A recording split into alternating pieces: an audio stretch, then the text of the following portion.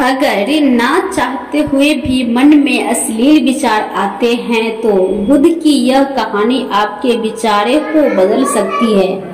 एक बार चतुर्वंशी राजकुमार भरत बुद्ध के सान्निध्य भिक्षु के रूप में दीक्षित हुए। बुद्ध अपने भिक्षुओं को उपदेश देने के साथ साथ उनको भिक्षाटन के लिए भेजते थे, जहाँ से उनको भिक्षा मिलती। भरत को महात्मा बुद्ध ने भिक्षा लेने के लिए एक श्राविक के घर भेजा। भरत रास्ते में चलते हुए सोच रहे थे कि न जाने आज खाने में क्या मिलेगा। हमेशा महल में खाने के लिए अनगिनत स्वादिष्ट भोजन मिलते थे, लेकिन आज जो भी मिलेगा उसी से काम चलाना पड़ेगा। भरत ने श्राविका के घर पर जाकर भिक्षा के लिए याचना की। श्राविका ने भरत को बैठने के लिए कहा। श्राविका जब अंदर गई थी तो भरत पुनः अपने प्रिय भोजन के बारे में सोच रहे थे। जब श्राविका भोजन लेकर आई तो भरत आश्चर्यभीत रह गए। भरत अपने प्रिय भोजन को देखकर खुश हो गए। भरत भिक्षा ग्रहण करने लगे। भिक्षा ग्रहण करते हुए भरत सोचने लगे कि उनको हमेशा खाने के बाद कुछ विश्राम करने की आदत है, लेकिन आज उन्हें यहाँ से खाना ग्रहण करने के बाद धूप से होकर वापस आश्रम पहुँचना है। भोजन हो जाने पर श्राविका ने भरत को कुछ समय विश्राम करने के लिए आग्रह किया। भरत पुनः खुश हो गए। सारी इच्छाओं की पूर्ति होते देख भरत इसको एक संयोग मानकर कुछ देर के लिए लेट गए। लेटते हुए भरत सोचने लगे कि आज तो सोने को मिल गया, लेकिन मेरे सर पर हमेशा के लिए छत का साया तो मिट गया है। जब भरत सोचकर पुनः उठे तो श्राविका ने कहा कि आपको जब तक यहाँ पर रहना है आप यहाँ पर सकते हैं।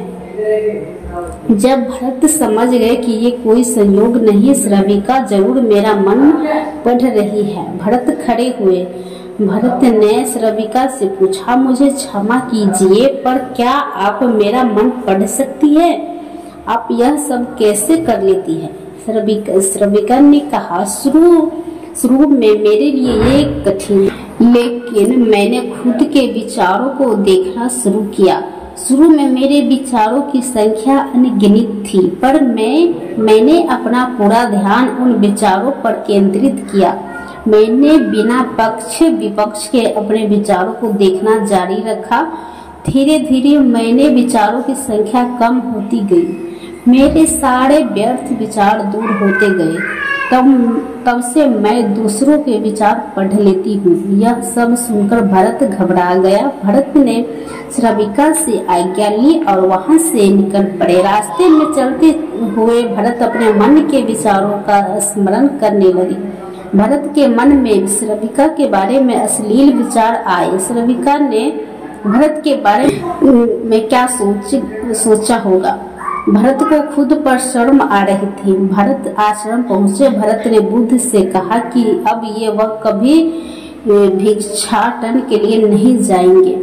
बुद्ध ने भरत को नीचे बैठाया और कहा, क्या हुआ? तुम मुझे अपनी व्यथा विस्तार से बताओ। भरत ने विस्तार से सारी बात बताई। भरत की बातें सुनकर बुद्ध ने कहा कि आज से 7 दिनों के लिए श्राविका के घर पर भिक्षा के लिए तुम ही जाओगे, लेकिन तुमको कुछ बातें का ध्यान रखना पड़ेगा।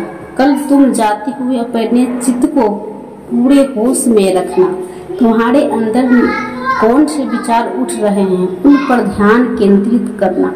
होशपूर्ण और जागरूकता के साथ ध्यान करना कि कौन सी वासना तुम्हारे भीतर उठ रही है। इन सभी का ध्यान करते हुए जाना और फिर मुझसे विचार विमर्श करना। अगले दिन भरत बुद्ध के बताए अनुसार पूरे मार्ग में अपने होश को जागृत रखते हुए चल रहा था। भिक्षु आया पूरी तरह से जगा हुआ था। जैसे जैसे श्रमिका का घर नजदीक आ रहा था, भरत की घबराहट बढ़ रही थी। भरत ने अपनी घबराहट को एक तरफ करते हुए बुद्ध के विचारों पर ध्यान केंद्रित किया। जब भरत श्रमिका के घर पर पहुंचा तो उसके दिमाग में केवल एक सन्नाटा था, जिसके भीतर कोई वासना नहीं, कोई कामना नहीं, ना कुछ इच्छा पाने की इच्छा थी। भिक्षु भरत के भिक्षा ली, ग्रहण की और वहां से वापस निकल गया। आज भरत रास्ते में नाचते हुए आया। आज उसको जिस आनंद की अनुभूति हुई वह अद्भुत थी। आज से पहले इस आनंद को उसने कभी महसूस नहीं किया। भरत ने आश्रम जाकर बुद्ध को प्रणाम किया। तो फ्रेंड, ये वीडियो आप सबको कैसा लगा? अच्छा लगा हो, कुछ नॉलेज मिला हो, कुछ मोटिवेशनल हुआ हो तो इस चैनल को सब्सक्राइब जरूर कीजिएगा, लाइक जरूर कीजिएगा और ऐसे ही नए नए कहानी देखने के लिए चैनल को सब्सक्राइब करके रख लीजिए। धन्यवाद।